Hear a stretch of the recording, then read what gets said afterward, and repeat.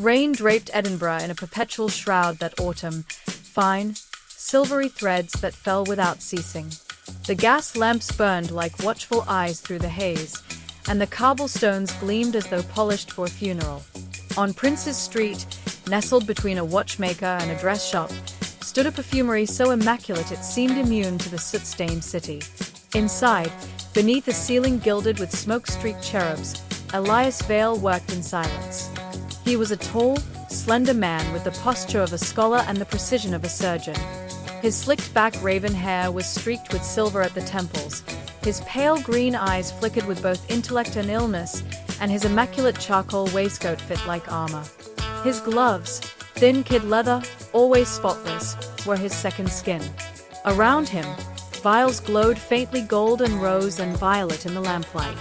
The air shimmered with fragrance, amber, myrrh, decay, and devotion. He whispered as he mixed, the sound of his voice barely human, more prayer than speech. Preservation through essence, memory through scent, the soul contained. The bell above the door chimed. A figure entered, haloed in mist and morning silk. Lady Genevieve Armitage, widow of Lord Armitage, had beauty that refused to dim even in grief. Her auburn hair was coiled beneath a black lace bonnet, her lips pale against her dark attire, her grey eyes sharp as frost. "Mr. Vale," she said softly, her voice carrying the tremor of command. "I was told you can create a perfume that captures the soul." Elias inclined his head. "I can only preserve memory, madam, not the soul itself, though at times they feel the same." She produced a small gold locket, and from it, a wisp of her late husband's hair. "Make me remember him as he was," she whispered, "not as he became." Elias studied her, not with pity, but fascination. "I can do more than that," he murmured. "I can make him never fade." Days bled into nights as Elias worked. He measured, mixed, whispered to the dead and the living alike. At last, beneath the trembling flame of a single candle, he sealed his creation. A small crystal bottle filled with a golden liquid that caught the light like honeyed blood. He called it essentia vitae, the essence of life. When Lady Genevieve returned, he handed her the vial as one would a relic.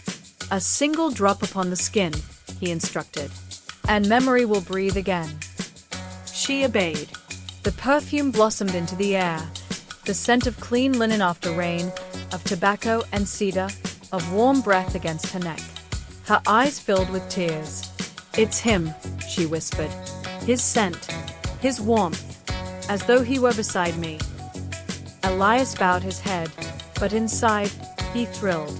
It had worked, not by artifice, but by truth.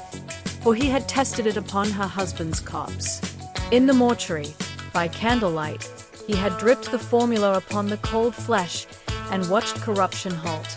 The body remained soft, untouched by time, fragrant, beautiful. Now, word spread like rumor in a cathedral.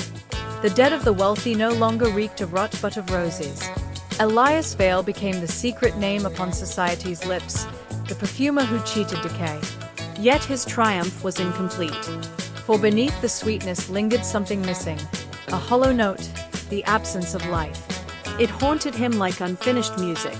And in the solitude of his perfumery, Elias whispered to the empty air, "The scent lacks truth, because truth is human." Elias began to visit the hospitals. To the Sisters of Mercy, he claimed philanthropy. To the dying, he offered comfort in the form of fragrance. But what he sought was the breath between heartbeats, that vanishing moment when life slipped away. He watched, listened, and took notes. One evening, returning home through the fog, he found a girl collapsed in his doorway. A flower seller, scarcely 16, with golden hair plastered to her fevered brow. Clara Muir. Her dress was torn, her blue eyes dull with hunger. Elias carried her inside, laid her upon the bench where he mixed his oils. She awoke briefly, eyes fluttering open. "It smells so pretty," she whispered. "Like heaven." "You're safe," Elias murmured. "Rest." She died by morning. He did not send for burial. Instead, He anointed her with essentia vitae, slowly, reverently. Her color returned. Her lips softened. Her lashes trembled as though she might wake again. When he placed her in a glass coffin beneath his shop, visitors assumed she was wax, a model of purity and youth. None guessed the truth. Elias stood before her daily, inhaling deeply. She had become his masterpiece, stillness transformed to eternity. And yet, beneath his admiration pulsed a question that refused to die. What if she could smell herself, still warm, still alive within the dead? He recorded in his journal, "The human note lingers longest. Perhaps life itself is aromatic. Perhaps the blood holds memory." Whispers multiplied like mold. Aristocrats crept through back alleys to knock on Elias Vale's door. They came with coin, with tears, with requests. A mother, a lover, a child. They wanted preservation, and paid dearly. His reputation became myth. The living envied the peace of his dead. The dead became art. But with admiration came suspicion. Inspector Dorian Hales, a man as polished as a silver-topped cane, began to take notice. Tall, sharp-featured, and unsmiling, he represented that breed of Scottish rationalist who saw sin beneath every form of genius. He visited the perfumery on a misted afternoon. "Mr. Vale," he said, voice steady as his boots on marble, "I've heard your work restores beauty to the deceased. A noble art, if it's not something darker." Elias smiled faintly. "I only restore what the Lord takes too quickly." The inspector's gaze hardened. "And from what source do you take your ingredients?" "The essence of life itself," Elias replied softly. "The part most men waste." That night, alone in the cellar, Elias saw Decay beginning, faint but unmistakable. Clara's lips fading, her color gone pale. He touched the glass with trembling fingers. "No," he whispered. "Not you." He realized the truth. The formula's brilliance was temporary. It demanded renewal. And renewal demanded the living. He closed his journal with shaking hands. "Authenticity," he muttered, "requires sacrifice." Lady Genevieve returned one final time. She was pale, thinner, her eyes rimmed red with sleeplessness. "I can still smell him," she said softly. "But it's fading." "The essence evaporates," Elias explained. "Like love, like faith. It must be renewed." She nodded, desperate. "Then renew it." That night, he followed her home through fog as thick as milk.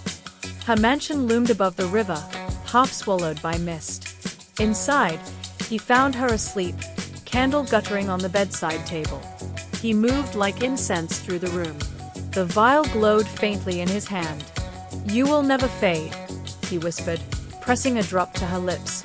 Her breath slowed, stopped, and then she smiled. When morning came, the city buzzed with scandal. The widow Armitage found dead yet radiant, her skin warm, her expression serene. The scent in her chamber, intoxicating and human. Elias's name disappeared from shop signs overnight, but the whispers multiplied. He had done it again. He had cheated death itself. Only Inspector Hales remained unmoved. "A man who perfumes corpses," he told his colleagues, "is not preserving beauty. He is embalming sin." When the inspector came to arrest him, the perfumery door stood open. The scent struck first, heavy, floral, unholy. It clung to the lungs like sweetness turned poison. In the cellar, the inspector found him. Elias Vale knelt among his preserved dead. Clara, Genevieve, dozens of others, arrayed like saints in glass coffins. The air shimmered with golden mist. "Mr. Vale," said the inspector quietly, "what have you done?" Elias turned, smiling faintly, eyes glassy with tears. "I have conquered decay. I have given the world beauty that does not rot." He held up a vial, the final formula. Its glow pulsed like a heart. Before the inspector could move, Elias crushed it in his gloved hand. The scent exploded outward. Roses, amber, human warmth. The air thickened, golden suffocating. The inspector staggered back, coughing. Elias inhaled deeply, closed his eyes, and smiled. His veins darkened. His pulse slowed. But the serenity on his face remained absolute. By dawn, the perfumery was silent. Every bottle had shattered. The corpses still gleamed, fragrant and untouchable. Elias lay among them, perfectly preserved, perfectly perfumed. And above the ruins of his art, the fog of Edinburgh smelled, for the first time in memory, alive. Months later, the perfumery was sold to a banker who fancied himself brave.